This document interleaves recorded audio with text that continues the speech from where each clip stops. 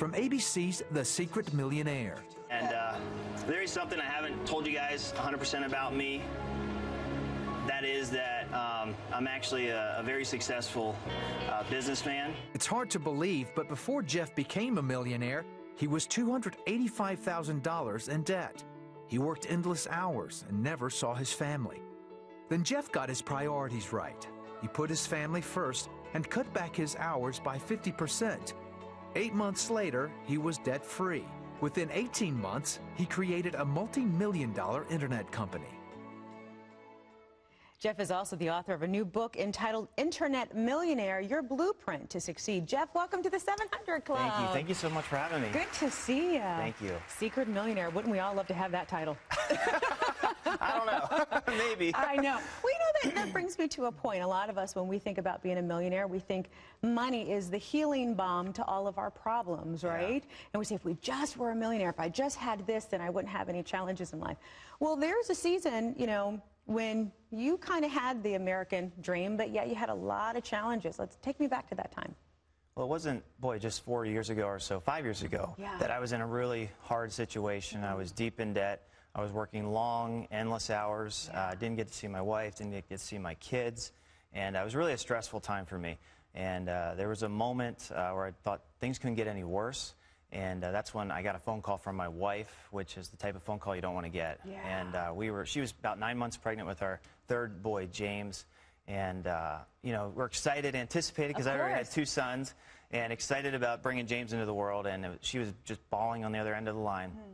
And just saying, you know, there's no heartbeat. She had been at one of her last checkups before we delivered. And so that led into a really big downward spiral for me. And led to one of the hardest moments of my life the next day. Yeah, so, yeah. So you both lost that child. And during this time, I'm just curious, what was your relationship with the Lord like? You know, was it at the point where work was first, God was first? Tell me your life. Jeff was first. Work was first, I think, in my life. I was sacrificing a lot, going after a dream that I had. And was sacrificing everything. And after James, you know, we delivered him. And the thing that maybe a lot of people don't understand is that after a baby dies in the womb, you still have to deliver the baby. So you go through childbirth, and watching my wife go through that, you know, it really revealed to me what an amazing, I already knew she was amazing, but one of the strongest women I know. And then after he was born, holding him for 2 days, his cold body, and praying, because I'd read in the Bible, you know, raising people from the dead. And that's what got us through that, is that he would be alive when he was born. And it really grew my faith to another challenge that I'd have just 4 months later when I was at the gym working out, just doing a warm-up set. I felt like my head exploded and got nauseous, was dizzy, my face was numb.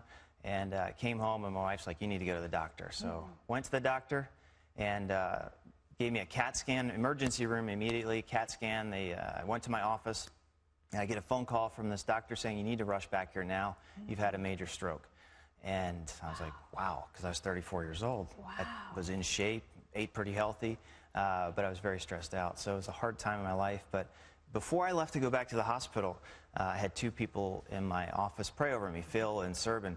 And because I'd seen healings in my life in the last few years with other people, I'd never experienced it myself.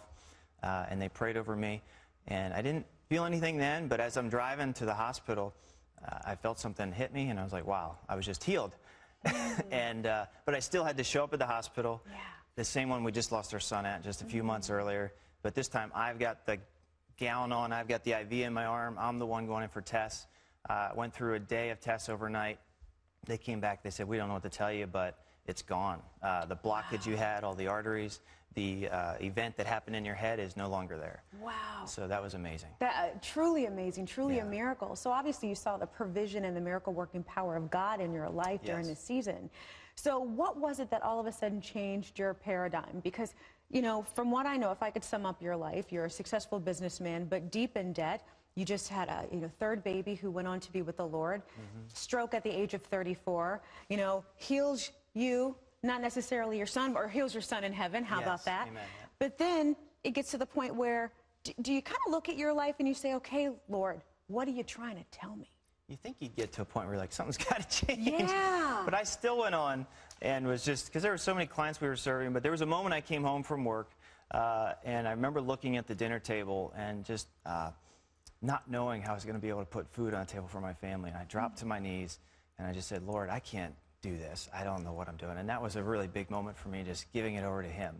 And he, you know, when you do that, he quickly showed up. Now, I had to go through developing some skill sets because he was basically giving me what I could handle financially. I learned to deal with debt. Got out of debt within about 8 months. One of my good friends, Hans Johnson, speak on a course about getting rid of debt. I followed it, got out of debt, and my life was transformed after that. Well, take me to the how. You know, there are a lot of people out there who are going through different situations. They are in debt. Their family seems to be in turmoil. But you redirected your entire life. You put God, who was back here, up, forward, and what did you do with your business? Give me the how. Come on, tell me what you did. God went number 1. Okay. Put my wife number 2. I put my kids right there 3, and then work last. I cut back about 50% of my hours, and I just started to trust that he would provide. You know, he's Jehovah Jireh. He's our provider. Yeah. And when I did that, actually there was a moment, I still struggled in business, but there was a moment just about 3 years ago where I was sitting at my desk. I was working at home because I said, I'm done at the office. I want to be at home with my kids. I've missed out on their lives. And I'm sitting at my desk, and I've been struggling. He goes, do you want me to show you how to do this? And I said, yes.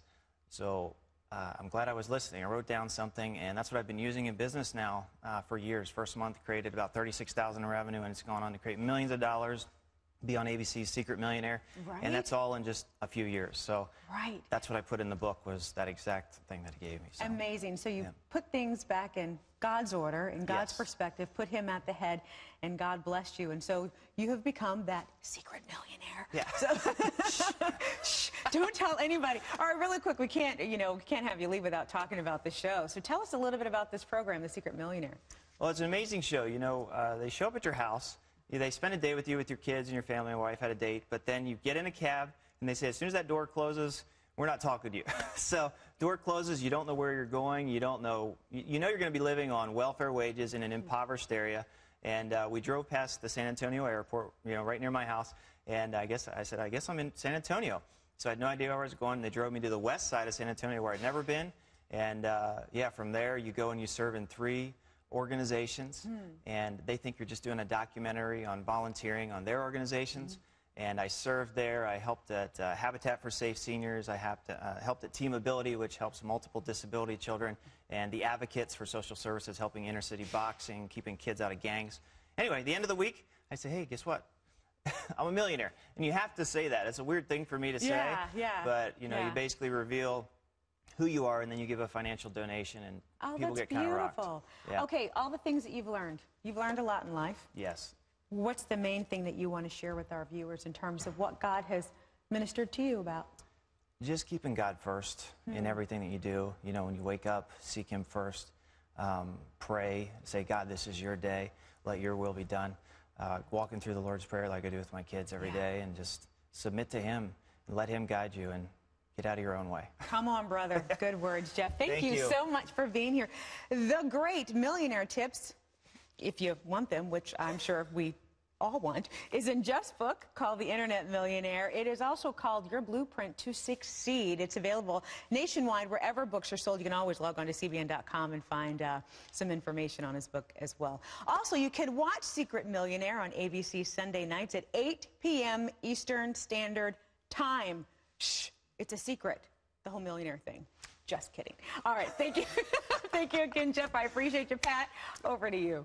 Inspiring. And by the way, I congratulate ABC. It's a terrific program, and it's very heartwarming. It's kind of like the people who built houses, you know, for people. It stirs people's, well, they want to give, they want to be encouraged, and this is an encouragement.